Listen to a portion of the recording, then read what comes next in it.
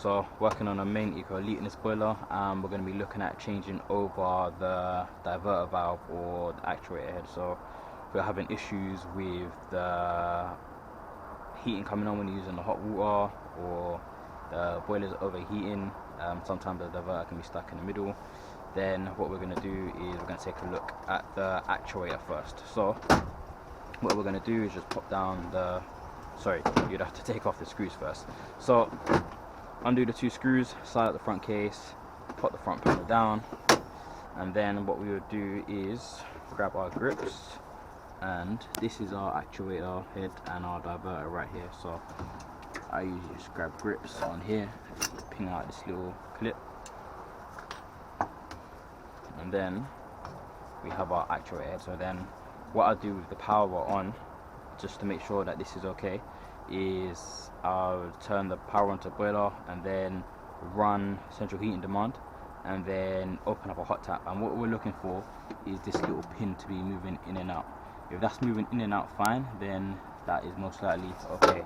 And then what I would also do is just take a look inside the diverter. I'm not sure if I'm going to be able to show you. So if you did have an issue with the actuator head and it wasn't moving up and down, what can be the issue sometimes is if you look inside there, sometimes this can leak and then it can get the actuator head wet and it can just cause it to be faulty. So if that has happened, then you are probably just going to want to change the diverter cartridge as well. So right, let's suppose that your actuator head was faulty.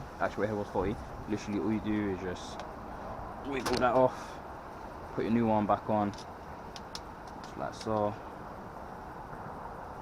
and then that'd be your actuator head sorted. So but let's suppose you wanted to change over the diverter cartridge. So what we would do is you can either use a spanner, so you can spray some WD-40 around here, and then you can get your spanner,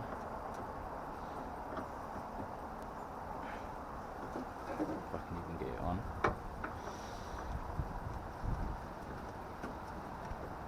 And then what we're going to do, we're going to twist it to the right. So these can be on quite tight sometimes. So let's see if I can even get this one off.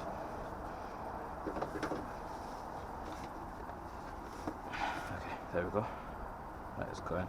So also one thing I picked up recently, I've never actually had the chance to use it, so I can't give a recommendation to say whether it's actually good or not, is I picked up one of these little heads.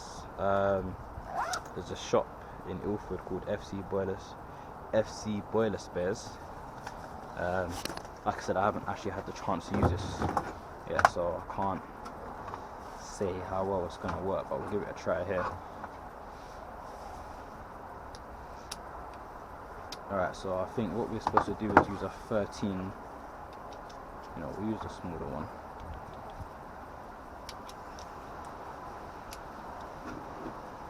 So I think what you do is you pop that on there like so, and then that just sits on the grooves, and then you get your 13mm, let's take that off, 13mm socket, and then you pop it on the top here, and you're supposed to just unwind it out like so. It does feel pretty good, to be honest. I feel like you get a little bit more leverage, especially if you've got a bigger socket set than that as well, you have better leverage. But yeah, if you want to pick that up, I'm not sure if you can get them on eBay as well, but I just saw it in the shop one time and I thought it'd be pretty good, so just bought it. So just pop that all away, pop that back so I don't lose it.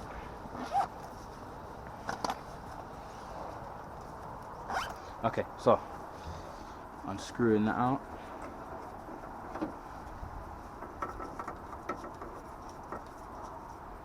And then what we're going to want to do is just wiggle it out like so. But you can see the seal on that one isn't too great. That one's come up. and it is quite dirty. So yeah, so what we would do at this point is get our new one, grease it all up, and then pop it back in. So let's suppose this was our new one. Also, just one quick thing, I've had this happen to me once before, but I know it's happened to other people. Sometimes the diverter cartridge can break, especially if it's the longer one. So you might get the top out, but then you've got all of the plastic body stuck inside. If you're lucky, you can get some pliers and just pull it all out. I've had it where for some reason it was all just shattered in pieces, so I literally had to take off the whole flow unit block, whatever you want to call it, and just like poke it all out. That was a fun job, but yeah, hopefully it don't happen to you. But if it does, then you just go undo that nut there, take off the plate, undo the flow and hot nut. There should be a screw underneath, and then that unit will come out, and then you can either just, if it's proper stuck, then just change the unit or just clean it out. It's whatever you want to do, but most of the time changing the diverter cartridge is straightforward. So unscrew it out, grease it up, put it back in. You can then use your spanner or that little. Okay, sorry about that. I should have known it was too good to be true. Usually I get about maybe 4 or 5 videos and then my camera dies, so I was hoping I could get to the end of the video and it wouldn't, but it did. So quickly change over the battery. I can't remember where I was at, but I think I was saying that you can either use that little set that I got from FC Boiler Spares. Like I said, I'm not sure if you can get that on eBay or whatever, but I know you can get it from there, and it seems pretty good from what I've used here. So just gonna tighten it up.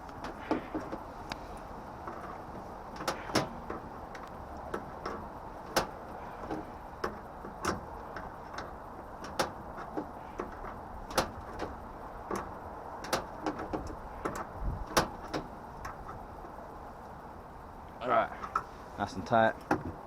Then we're just going to get our actuator head, pop that down, pop our little clip on, and then we can shut the drain off, unisolate our flow and return, and then if you charge the vessel, just take your pump off, put the cap back on, and then we can fill up. So either using the internal filling loop that might be on the return and cold, or the one that's on the pipe work. Just fill up to about 1.4, I don't know what's wrong with my speech today, 1.5 bar, and then make sure you've got no leaks. Switch between the hot water and heating, make sure the actuator head's okay, run the hot water, make sure the flow isn't getting any heat, and then you should be good. That is changing the actuator head and diverter cartridge on the main eco relief.